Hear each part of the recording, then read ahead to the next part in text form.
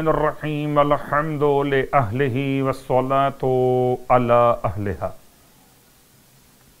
اما بعد، ماہ شعبان المعظم، ماہ شعبان المکرم، ماہ مبارک صلی اللہ علیہ وآلہ وسلم، آخری عشرے کی راتوں میں عبادت کا بیان اور فضائل ماہ مبارک شعبان۔ نہ زبان میں اتنی طاقت کے مکمل فضائل بیان کر سکے اور نہ ہی علم میں اتنی صلاحیت کہ تمام تر اعمال کے بیان کا احاطہ کر سکے۔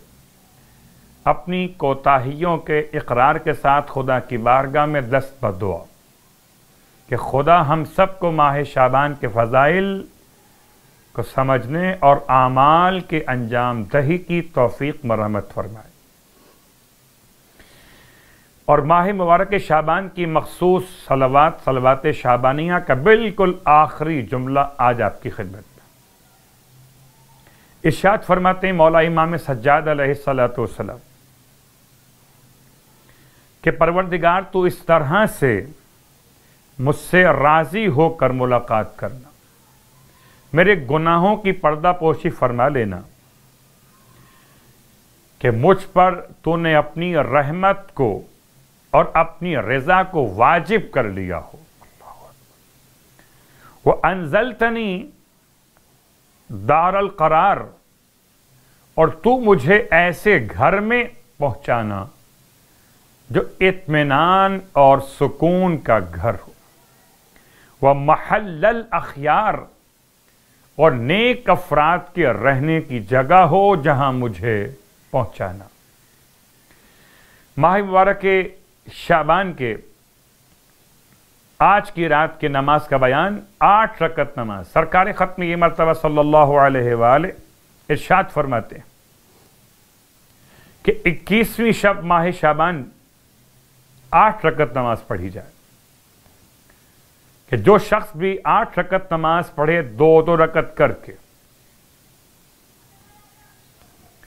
اس طرح سے کہ ہر رکعت میں الحمد کے بعد سورہ اخلاص، فلق اور ناس، یہ 3 سورے 4 قل میں سے، ان میں سے ہر ایک کو ایک مرتبہ پڑھے بس، یعنی 8 رکعت نماز پڑھنی ہے، 2 رکعت کر کے پڑھنی ہے۔ نماز کی نیت 21ویں ماہ شعبان کی شب کی نماز 2 رکعت، پھر 2 رکعت، تو یہ 8 رکعت نماز قربتاً الی اللہ۔ ہر رکعت میں الحمد کے بعد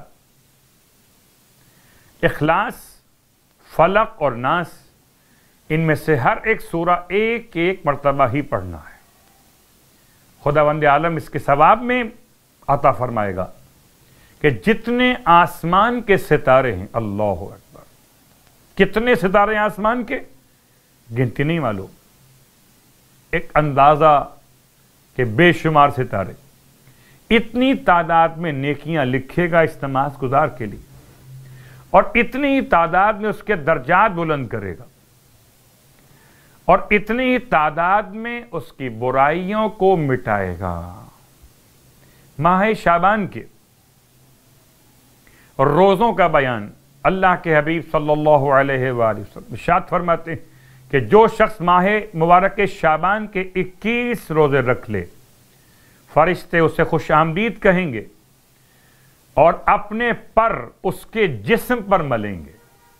سبحان اللہ۔ خدا ہم سب کو ماہ مبارک شعبان کے صیام اور قیام کی توفیق عطا فرمائے، الہی آمین۔